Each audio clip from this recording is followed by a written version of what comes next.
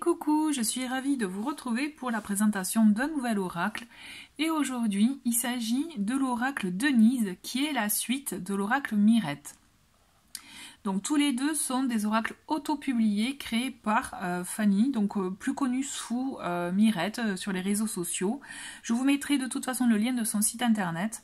Il y a quelques temps de cela, et donc ça se compte en années, je vous avais présenté l'oracle Mirette, qui est pour moi vraiment un classique dans la cartomancie. Vraiment, si vous vous lancez, je pense que c'est un oracle à avoir dans votre collection.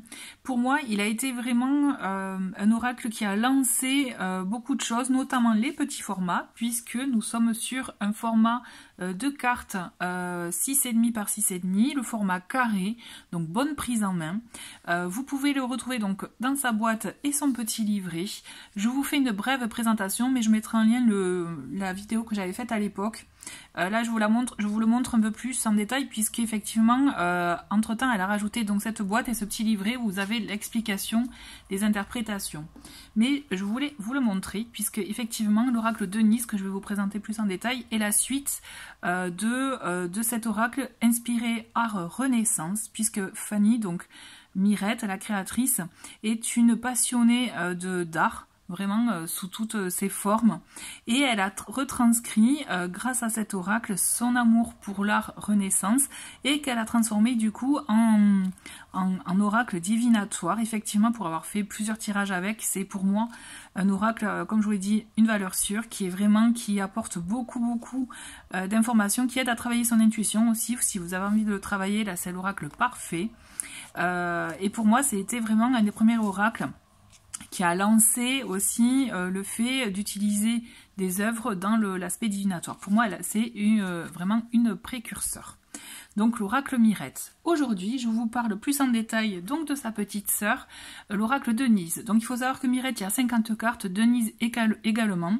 Et il vous est tout à fait possible d'utiliser les cartes ensemble, donc de mélanger les deux jeux pour pouvoir faire un seul et même jeu, pour information. Donc on est sur le même format, pardon, donc carré, 6,5 par 6,5, donc bonne prise en main.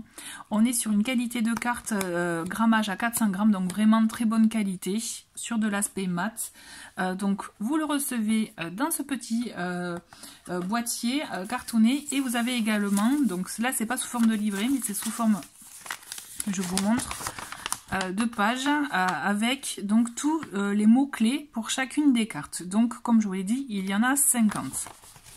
50, on est sur donc le même esprit Renaissance, donc vraiment on part vraiment dans l'histoire, et on va voir ensemble les 50 cartes qui font qui composent cet oracle de Denise, qui en fait, c'est vrai que pour moi, comme je vous l'ai dit, il est la suite de Mirette, et déjà Mirette pour moi c'est un oracle très puissant, j'allais dire, dans le sens, pour moi il fait vraiment partie des classiques des oracles divinatoires. Donc mais logiquement Denise, c'est vraiment, on est dans la suite logique.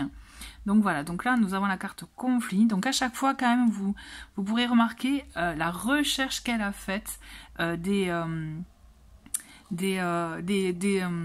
je perds mes mots, des peintures, des toiles, puisque ça doit être, je pense qu'elle a dû passer énormément de temps à rechercher une toile, peut-être même un détail dans une toile. Donc là on a l'architecte.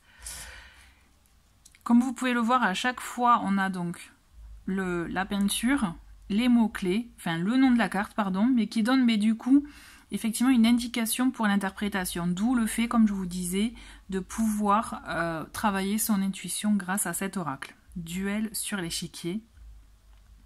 Donc du coup ça ouvre vraiment à l'interprétation.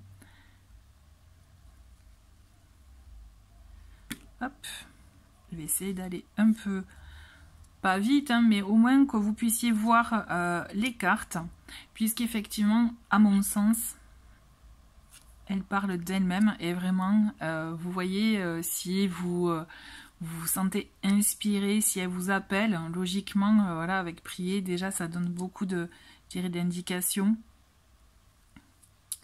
Et mis bout à bout, ça fait en général un joli tirage de jolis messages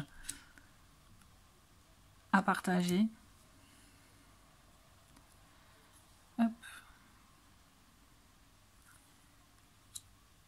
Sauvetage.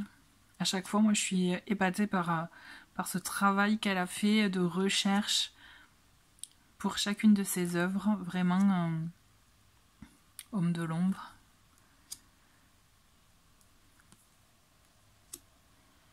Tour de magie. Honnêteté.